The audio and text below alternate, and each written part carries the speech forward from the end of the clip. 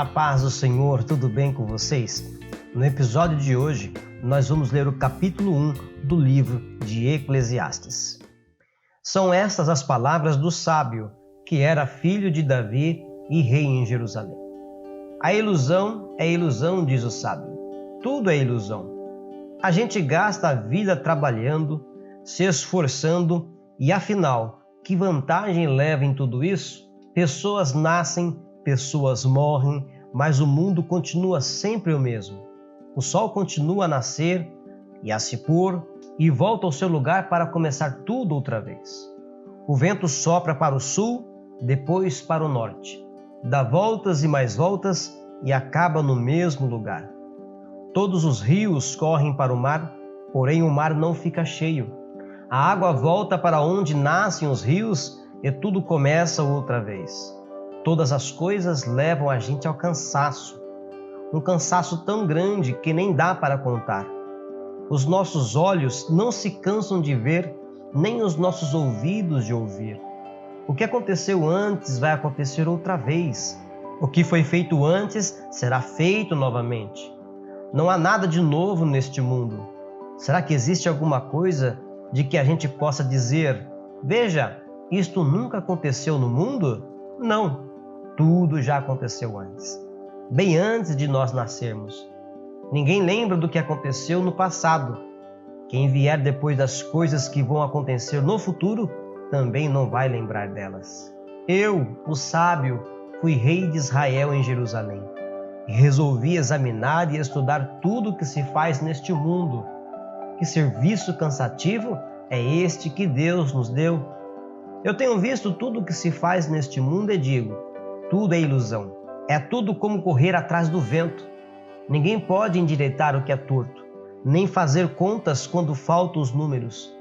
Eu pensei assim: eu me tornei um grande homem, muito mais sábio do que todos os que governaram Jerusalém antes de mim. Eu realmente sei o que é sabedoria e o que é conhecimento. Assim, procurei descobrir o que é o conhecimento e a sabedoria, o que é a tolice e a falta de juízo. Mas descobri que isso é o mesmo que correr atrás do vento. Quanto mais sábia é uma pessoa, mais aborrecimentos ela tem. E quanto mais sabe, mais sofre. Glórias a Deus. Boa é esta palavra. Com esta leitura de hoje, nós vamos fazer uma maratona no livro de Eclesiastes para aprendermos sobre a vida, seus sentidos e propósitos. Inclusive, eu já fiz uma leitura no capítulo 3, que você vai encontrar aqui neste card uma playlist especial que eu criei para este livro. Ao ler este livro, muitos vão se identificar com questões que acompanham a humanidade ao longo dos séculos, como: qual o sentido da vida? Existe uma satisfação verdadeira? O mundo é justo? Pode não parecer fácil, mas nós vamos encontrar conselhos práticos e respostas para estas e outras perguntas neste livro. Muito bem, no capítulo de hoje nós aprendemos 5 coisas. Primeiro, tudo nessa vida é ilusão. E qual o significado da palavra ilusão? Eu vou ler aqui para vocês. Ilusão é o engano dos sentidos ou da mente, que faz com que se interprete erroneamente um fato ou uma sensação. Ilusão é a troca da aparência real por uma ideia falsa. É também um devaneio, um sonho, um produto da imaginação. Antes da queda do homem, a vida tinha um sentido.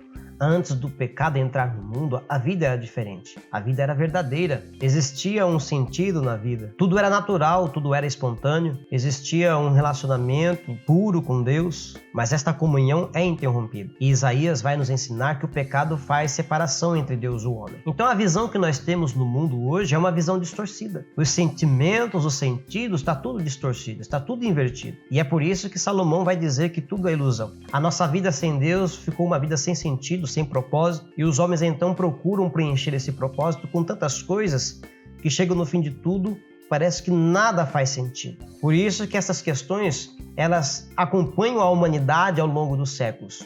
Por mais que o homem tente, por mais que o homem procure, ele nunca vai encontrar um sentido, um propósito para a sua vida. Tudo isso aconteceu justamente por causa do pecado. E o pecado então traz essa consequência. A vida que é vivida não é uma vida real.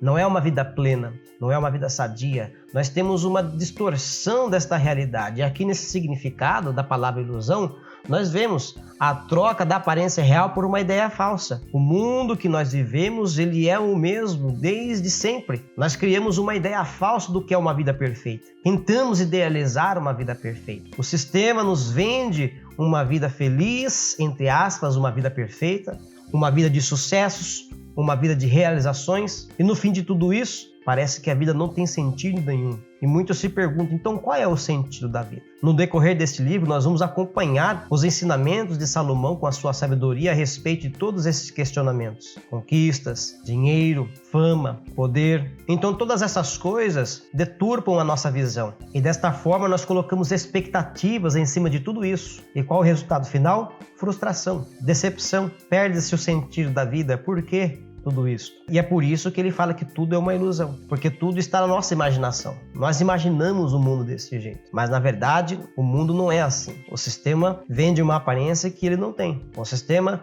vende aquilo que ele não pode oferecer. Felicidade, paz. E tudo isso nós encontramos em quem? Em Jesus Cristo. Ele tem essa paz que ninguém consegue entender. O mundo não consegue compreender essa paz, até que ele deseje esta paz e procure e encontre só em Jesus Cristo. E Salomão vai nos ensinar que o mundo não muda. Nada neste mundo é novo. O que é novo neste mundo é a tecnologia. Apenas isso. O que diferencia o mundo de hoje do mundo antigo é a tecnologia.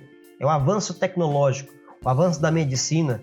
Mas o mundo, o sistema, ele é o mesmo. O desejo pelo poder, crimes, invejas, homicídios, traições, tudo que não presta, coisas que vêm satisfazer o ego, a carne, as paixões. E no fim, o que tudo isso leva? Decepção, tristeza, vazio. E acaba se tornando uma vida sem sentido, uma vida sem propósito, porque as coisas se repetem. Os pecados são os mesmos, só muda de lugar, de tempo, de pessoa. Os crimes são os mesmos, as torpezas são as mesmas, as iniquidades são as mesmas. Imagina-se que hoje vivemos dias piores do que ontem. A maldade sempre esteve no coração do homem, o pecado sempre esteve no coração do homem. Mas aí não existe uma esperança. Existe um Deus que pode mudar essa situação. Existe um caminho.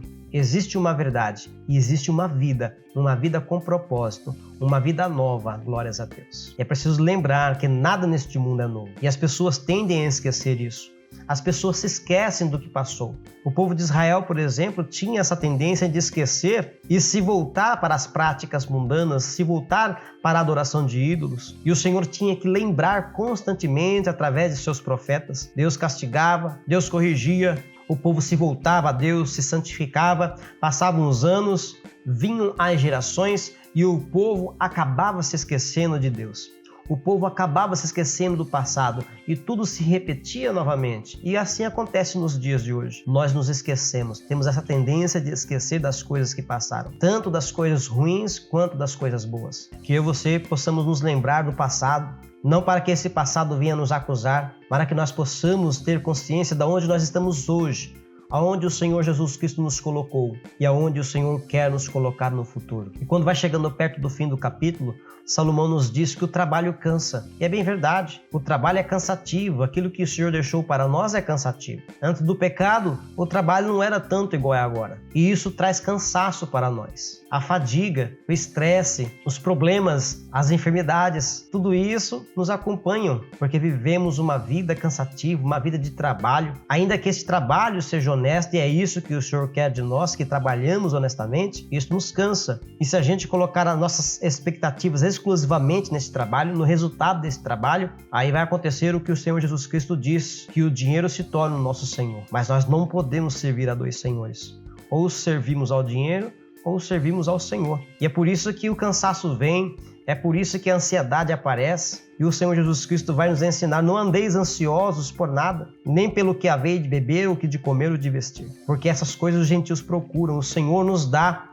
O Senhor cuida de nós dia após dia. Trabalhe, conquiste as suas coisas, mas ponha a sua esperança em Jesus Cristo para que a sua vida não perca o propósito, para que a sua vida não perca o sentido. Mesmo você que é cristão, que tem temor a Deus, precisa tomar cuidado para que isso não tome conta da sua vida e você perca então o sentido dela. E então venha a se decepcionar, a se entristecer, a sentir depressão, a sentir angústia, a sentir ansiedade. É bem verdade que este é o mal do século, né? Essas doenças da alma. Mas isso sempre existiu. Salomão vai dizer que essas coisas se repetem. Ele dá o exemplo do mar, dos rios, tudo passa. E a palavra de Deus diz, tudo passa. Mas a única coisa que não passa é a sua palavra, que permanece para sempre. A sabedoria, ela é inexplicável, não tem como explicar a sabedoria. O que nos resta é pedir que o Senhor nos dê sabedoria e que nós possamos usar essa sabedoria para viver uma vida com propósito, uma vida que faça sentido. E trazendo para os dias de hoje, realmente observamos que todas as coisas que acontecem hoje já tinham acontecido antes de Salomão. E de fato, a vida sem Deus não faz sentido nenhum. Por isso que o nosso Senhor Jesus ensinou a Nicodemos em João capítulo 3 que é necessário nascer de novo. E para vivermos uma vida que faça sentido, uma vida que tenha propósitos, é necessário nascer de novo. É necessário viver em novidade de vida, tendo o Senhor Jesus como exemplo para viver uma vida abundante nessa terra e no céu quando Ele vier nos buscar. E se você se identificou com algumas dessas questões, entregue a sua vida para ser guiada por Jesus. Receba o dom da vida, receba o perdão dos seus pecados e o direito de se encontrar com Ele naquele grande dia. Louvado seja Deus! E fique ligado, amanhã estou de volta com mais uma leitura da preciosa Palavra de Deus. Muito obrigado por continuar comigo até o fim. Deus os abençoe em nome do Senhor Jesus e até o próximo episódio.